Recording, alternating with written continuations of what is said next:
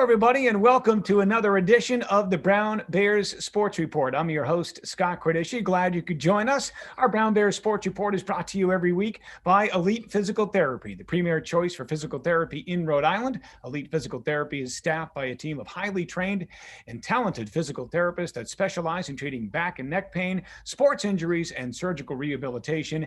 It is your choice where to go. Well, this week, we're happy to be joined by the Brown Women's Volleyball program, and joining us tonight is their head coach, Ahen Kim. Ahen, how are you? Good. How are you? And happy holidays to everybody. I'm doing great. Thank you for joining us, Coach. Also with us tonight, a senior setter from Boulder, Colorado, Emma Chow. Emma, how are you doing tonight? I'm doing good, Scott. How are you? I'm doing great. Emma, thank you for being with us. Another senior right side hitter from Menlo Park, California, Eliza Grover is our guest. Eliza, how are you? I'm doing well, thank you. Well, thank you for being with us, Eliza. And a sophomore outside hitter and the Ivy League Rookie of the Year, Sophia Miller from Dallas, Texas. Sophia, how are you? I'm pretty good. Just pushing through finals. All right. Well, we can start right there if you want, ladies. How are things going? I know you had reading week and now it's exams. How are things going academically? Sophia, I'll start with you since you brought it up. Actually, really good. I've had a lot more time this year to focus on my finals because they usually give us more than a week to finish these long essay finals. So I've been getting it done. Emma, how about you? How have you found, the remote learning, and obviously everybody going home after Thanksgiving break and exams are taken virtually. How's it been going for you academically? It's been going well. It's been weird being remote, but I think with all the technology that we have today, it's almost so easy that it was able to switch online so quickly and so effectively. But yeah, kind of like Sophia said, just pushing through finals. We actually are taking a asynchronous class together right now. So we've got a final coming up this Friday together. Well, good luck to you both. Eliza, how about you? Emma talks about how, you guys are kind of used to this learning remotely because this is something you all had to do in the spring. So now that you're back home after the Thanksgiving holiday and right through until the end of winter break, I'm sure this is nothing new to you, right? It's kind of something that you're used to. Yeah, I would say I definitely got used to taking online classes this semester, although it's weird to be taking finals in a different location, in a different time zone. That's taking some getting used to. But like Sophia said, I also have a lot of essays and there's a lot of time to do those. So that's nice. Well, Coach, I know how much you missed your student athletes when they went home in March and they had to learn remotely for the remainder of the spring semester. And I'm sure you're excited to have them back on campus this fall and do whatever you could, those small group workouts or, getting in the weight room in small groups. So I'm sure you must have enjoyed having them back on campus. Yeah, I mean, it was good to have some of my, team members back and just come back together a little bit. I mean, I think every week was a little bit more hope that we can do a little bit more. And we did. We got to do a little bit more each week. And it certainly didn't mirror what we're used to getting. And that was extremely difficult. But, for us, one of my big things for my team is always just prepare for the next. And it's been challenging not knowing when the next is coming. But I was just really proud of, my team, both the ones that were remote and on campus. Working in ways, being creative, trying to find ways to stay in shape and stay committed to the sport as much as they could. So, big challenges, but, something we're all facing. So, Coach, they brought up the academic part of things, and I know how proud you are of your team. They earned the American Volleyball Coaches Association Academic Award last year for the 10th straight year. Yeah, I mean, I think that's kind of talks to the strong culture of Brown athletics in general, right? That kind of predates me, and the fact that, as we're getting more competitive in league and that we're still, keeping up with the academic award is really, really encouraging. It's really a kudos to my team there. And for those who don't know, a team GPA has to be 3.3 or higher to receive that award, which obviously the Brown women's volleyball program accomplished that feat again last year for the 10th straight year. On the court, Ahen, this is your third year as head coach here, and we've seen in just a short time what you've been able to do. In your first year, 2018, 11 wins was the most win for the program since 2014. And last year, 2019, 13 wins was the most wins for Brown volleyball since 2000. Things are trending in the right direction. Are you happy with the way things have gone in your first 2+ years here?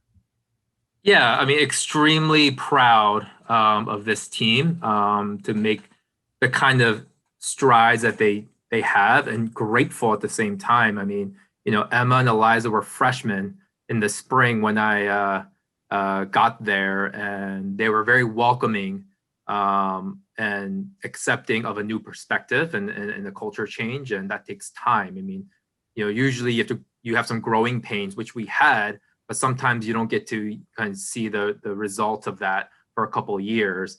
So I'm just really happy for them that they were able to experience some of that success and experience some of those accolades during their time here. But the work's not done. I mean, the goal has always been to win an Ivy League championship, and I'd be remiss to say I'm really grateful for the seniors that we've been with our team, and I'm really sad that we don't have a chance to fight for that championship this year. But I can wholeheartely say, with the 3 on the call now and for the rest of the senior class, I mean, the goal has been to win the championship since my arrival, and we missed, and so the work's not done.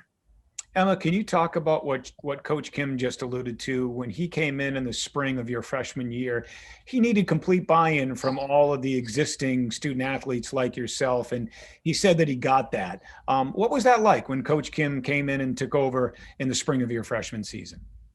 Yeah, so we finished out our fall, had our season, and right away it was like, we're getting a new coach.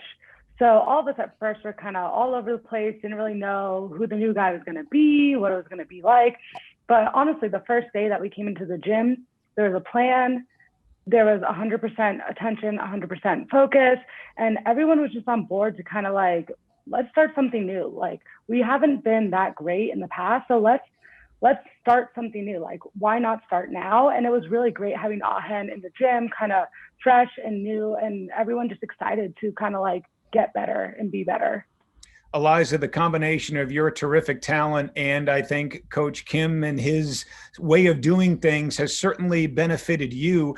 2-time All-Ivy honors and academic All-Ivy. Just talk about the last 2 seasons under Coach Kim for you personally.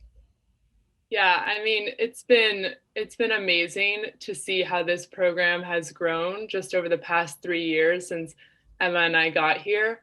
And personally, I think Coach Kim has made me love volleyball that much more. I think the competitive spirit and energy that we have in the gym every day and with the players all around me has just pushed me and challenged me so much. And it's just been amazing to see how this program has grown. And I think I'm very excited to see how it goes in the future, and sad that I can't be a part of it. Sophia, congratulations to you. You were Ivy League Rookie of the Year in 2019, the last season that we did play. And, just a great year for you in your first year as a member of the Brown volleyball team. Thank you. Thank you so much. It was kind of a shock. I didn't look at the full picture after our season was done that I had actually played well. I was doing what I could for the team. So I was very grateful for that honor, for sure. Coach Kim, Sophia, Ivy League Rookie of the Year, first team All-Ivy. Did you know she had that type of potential when you were recruiting her to Brown? Yeah, one of the very first people I recruited coming to campus was Sophia. I think I can remember she, had her visit in the spring. I can remember where we went. And I think somewhere along that conversation was kind of sharing my vision with her about the role I see for her and how I think she can fit in to our program here and make a difference right away. And that was part of the conversation we had. And,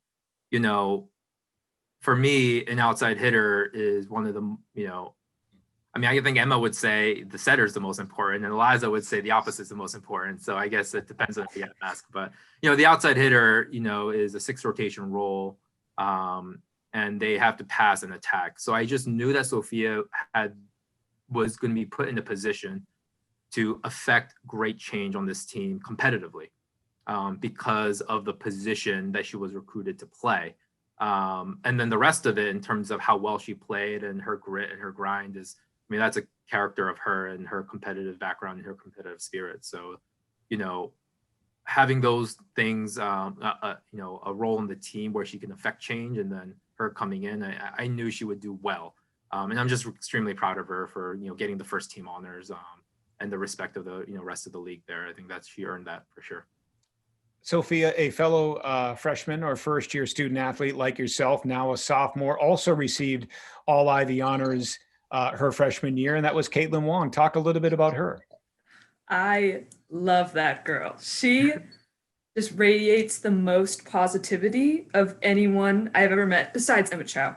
Emma Chow does radiate positivity, but she will take on any challenge you give her. She will do her best and do her best for her teammates. And she's just fearless in everything. Emma, you, I guess sports run in the Chow family, right? Your parents were student athletes at Dartmouth, is that right? Yes, my mom played tennis and my dad played rugby, both at Dartmouth. And then I had an older brother, actually, who played soccer at Loyola Marymount in Los Angeles. He just recently graduated, did he not? Yes, 2 years ago. That's great. What was your introduction to Brown like? You probably had choices like a lot of student athletes coming out of high school. And what made you pick Brown University? What made it the right spot for you? Yeah, so I came to visit Brown my junior spring. And I got to meet some of the girls, and they took me into the dining hall. And I think that's where I fell in love with Brown, was just kind of being in the dining hall and being with all the girls, and how nice and open the community is at Brown, and how diverse it is. Everyone comes from all over the country, all over the world, and has so many different perspectives that I could immediately see was happening before my eyes in like a small dining room. Also, it happened to be snowing the day I came, and I still thought the campus was absolutely beautiful, and I was just in awe. And I was like, if you like it in the snow, I'm gonna like it year round. So that also was a huge. Well, being from Boulder, Colorado, you're used to seeing the white stuff, right? Exactly. Eliza, now you're from Menlo Park, California. How did you wind up here at Brown University? What made it the right spot for you? Yeah, I always wanted to go to school on the East Coast. Both of my parents are from the East Coast, and we have a lot of family over there. So spent a lot of time there and was always drawn to that area. Was looking for some more interesting weather than we have over here. And Brown, everything that Emma said, I completely agree with. I also love the idea of an open curriculum and having more freedom in my academic choices.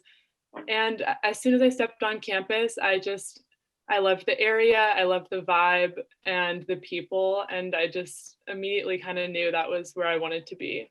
So your bio on brownbears.com says that you are a cognitive neuroscience concentrator. Is that correct? Yes. And how would you like to apply that? Ultimately, what would you like to do after you graduate from Brown? That's a great question that I'm still trying to figure out the exact answer to, although currently the long-term goal for me is to go to medical school and hopefully become a doctor. So you mentioned the open curriculum, and I do think that that is such a great recruiting tool for Brown. It's so unique to Brown University. Give us an example of a class or classes that maybe you took here at Brown that you probably wouldn't have had the opportunity to take if you went elsewhere. Something maybe you were interested in and said, you know what, I'm going to give that a try. Yeah, I actually have a perfect example for that. I took a history class called Death from Medieval Relics to Forensic Science. My freshman year, it had absolutely nothing to do with my major. It was in the history department, which I have not taken any other classes in that department, but it just sounded interesting to me. And because of the open curriculum, I had space in my schedule to take it, and I absolutely loved it. Boy, the title of the class, it kind of has a little Game of Thrones feel to me. Yeah, definitely. Sophia, you're from Dallas, Texas, and I'm sure you had different opportunities to pursue in terms of where you wanted to go to college. How did you wind up here at Brown? That is an interesting story. I really had not been looking at the Northeast at all. I'm not exactly sure why. I didn't think I was a cold person, but I had looked around the country, looked at California heavily, and I just didn't really like the schools there. So I decided to try something completely out of my comfort zone and pursue Ivy League schools. And I had looked at a lot of Ivy Leagues, and Brown it just felt right for me. It just was the most open, and everyone was so kind. And I fell in love with the girls on the volleyball team too. So all of that combined into my Brown decision. That's great. Hen, we talked about your first 2 years and now in your third year as head coach, and we can see the program trending in the right direction. When you were at American University, that volleyball team and program had tremendous success. 5 straight Patriot League titles. I mean, the program's record in league play was spectacular. You were nationally ranked. What was the key, or what were the keys to success when you were at American University? Oh, wow. I think the biggest thing with repeating success is having a strong culture and just good leaders on the team. Buying into something competitive is hard, right? It usually means sacrificing way more than you're receiving. And that's just a general notion that I think every recruit and every athlete can understand and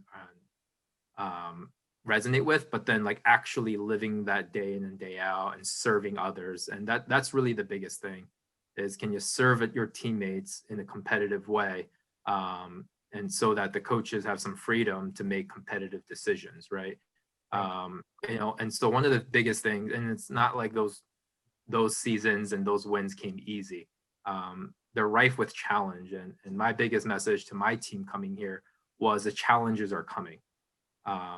The higher you try to attain, fourth, first, winning the first round, the second round in the NCAA tournament, the higher your goals are, the more challenge and obstacles you're actually inviting on, personally and to the team. And so having everyone understand that and buying into that, I think that part of that piece was really, really important. And having been there, kind of feeds itself time and time again. But for me, with my team here, and we're on the way, right? We're understanding what that looks like, even though we haven't been there yet. I think that the principles are, just buy into the process. It's not going to be easy. Challenges are coming, known and unknown challenges, and we're gonna grow through it and mature through it. And above all else, we're gonna compete on a daily basis so we can get to where we want to be. Emma, I talked to Eliza about her concentration. It says that you are an American Studies concentrator. Is that correct? Yes, I am. And do you have any plans for after graduation? I know you have another semester before you really have to worry about that, but what would you like to do after you graduate from Brown? Yeah, kind of like Eliza said, that's a great question, and it's definitely something I'm still trying to figure out. But one thing that Brown has taught me is you can make an impact in this world however you choose, like however you want that to be. And so like going to Brown and seeing all the great work that all the student athletes are doing, what all the other students are doing, all the people who are giving into Brown, they're really giving back out to the community in so many great ways. So I know for sure that I just want to go out and kind of make a positive impact on the world, kind of in whatever rendition that means. So very open-ended with how that could land, but I'm excited to kind of just go out and show Brown what's up and kind of represent Brown in a good way. So you brought up something very interesting, and Coach Kim, I'd love to get your comments on this. I understand that Kristen Sellers and it was Cam and Gabrielle Morricone did something special this past spring in terms of the pandemic and dealing with COVID. Kristen, if I have this correctly, she worked for a biotech company developing treatments for COVID-19, and Cam and Gabrielle, they helped screen construction workers for the virus. Is that correct? Yeah, I think last spring, it was very abrupt how quickly we were all sent to campus. I think that was just on the national landscape, and they got right to work and, hey, what can I do with this time? I think they're used to being student athletes and, going to class and then devoting some time into the gym and still pursuing some other things. So they got right to work, and, Kristen did some really, really cool lab work, and they invited her back again.